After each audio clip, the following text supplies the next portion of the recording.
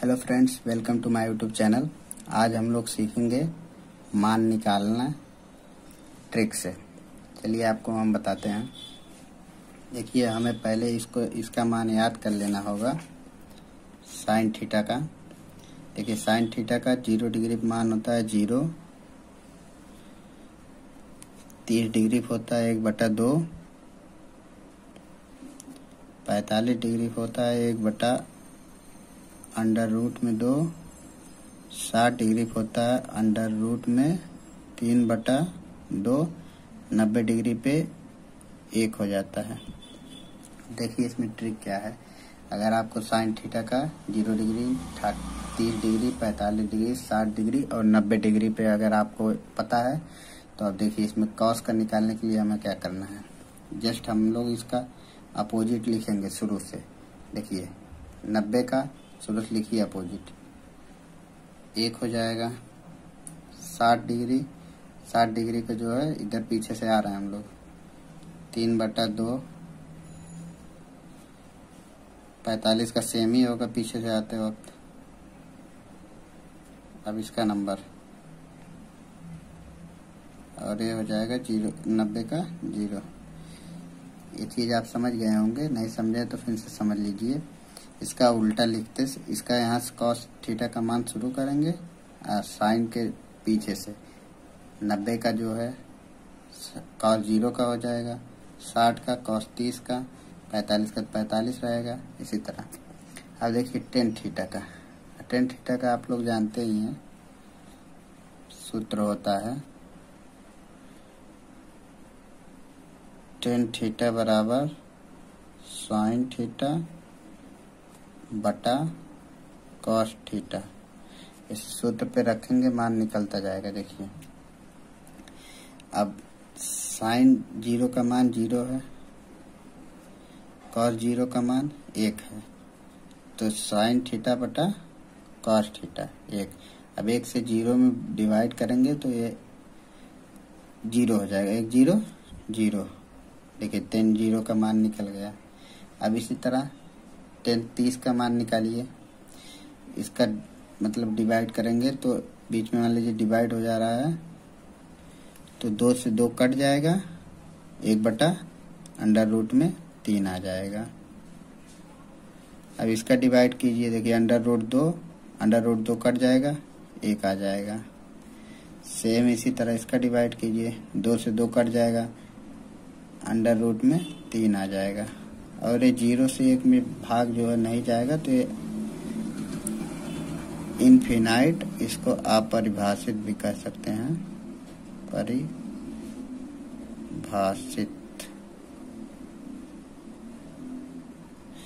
अब इसी तरह आगे देखेंगे आप कॉसेक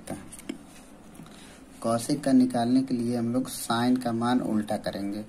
तो देखिए साइन 0 डिग्री का मान 0 है, तो 0 का उल्टा कॉसेक का 0 का हो जाएगा इनफाइनाइट, मतलब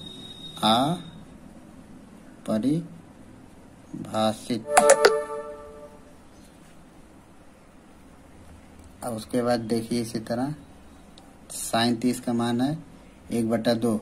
अब इसको उल्टा कर दीजिए तो 2/1 हो जाएगा, तो इसका हो जाएगा 2।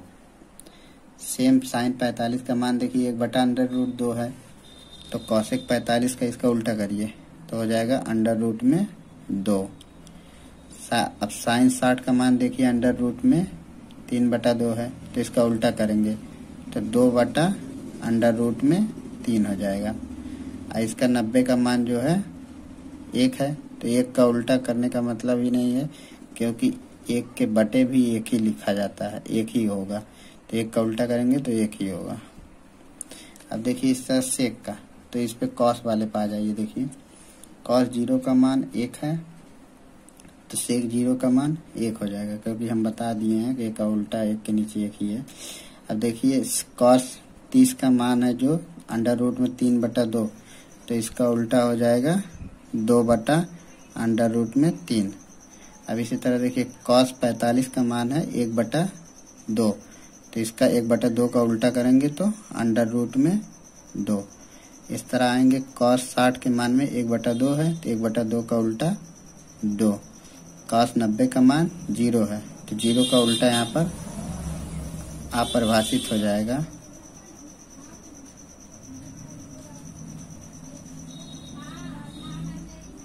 परिभाषित हो जाएगा। अब देखिए कॉट वाले में आएंगे, तो कॉट का जो है, कॉट का सीधा मतलब है ये 10 का उल्टा कर देंगे, 10 का उल्टा, तो कॉट 0 10 0 का मान 0 डिग्री का मान 0, तो उसका उल्टा हो जाएगा इनफाइनाइट, अपरिभाषित।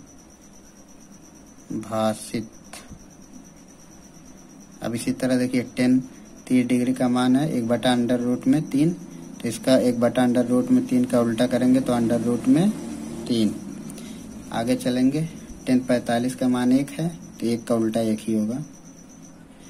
अब आगे चलिए 10 60 का मान √3 है, तो बटे में कुछ नहीं होता, तो उसका मतलब 1 होता है, तो इसका उल्टा करेंगे तो 1/√3।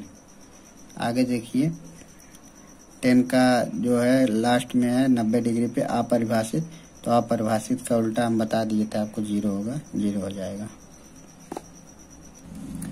ऊपर हमने जो सारणी देखी है उसी के आधार पे ये सवाल है, प्रश्नावली 8B का NCERT मनोहर रे बुक से। आइए देखिए 2 10 10 30 1 + 10 स्क्वायर 30 का वैल्यू निकालना है।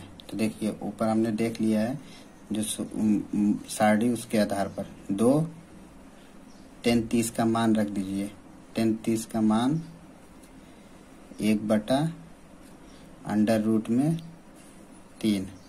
अब बटे घींच लीजिए, एक की जगह 1 रख दीजिए, प्लस की जगह प्लस, 10 स्क्वायर 30 डिग्री है, तो 30 डिग्री का मान रख दीजिए 1/√3, इसका स्क्वायर कर दीजिए। आइए इसको आगे सॉल्व करते हैं। 2 की जगह पे 2 ही लिख देंगे, 2 का गुणा ऊपर हो जाएगा 2, अब बटे में ये नीचे √3, 1 की जगह 1 लिखेंगे, प्लस 1 का स्क्वायर 1, √3 का स्क्वायर 3। आगे सॉल्व करिए, 2/3, इसको सॉल्व करेंगे तो ये एलसीएम ले लेंगे, एलसीएम 3 हो जाएगा, इसमें फिर से इसमें इसका गुणा करेंगे 3 + 1, आइए 3 + 1। अब आगे सॉल्व करेंगे, ये देखिए बराबर 2/√3/4/3 हो जाएगा। आगे चलिए 2/√3 गुणे जो है नीचे वाले के जब ऊपर ले जाएंगे तो उल्टा हो जाएगा, 3/4। देखिए अब काट लेंगे इसको, 2 दूनी 4। इसको जो है इसको हम लोग लिख सकते हैं, इसको हम लोग लिख सकते हैं √3 गुणे √3, 3 की जगह पे √3 गुणे 3 लिख सकते हैं, तो एक √3 से √3 कट गए, तो ऊपर √3 बचेगा, √3 और नीचे 2, और ये आप जानते हैं किसका मान होता है, सारणी से आप चाहें तो चेक कर सकते हैं आंसर।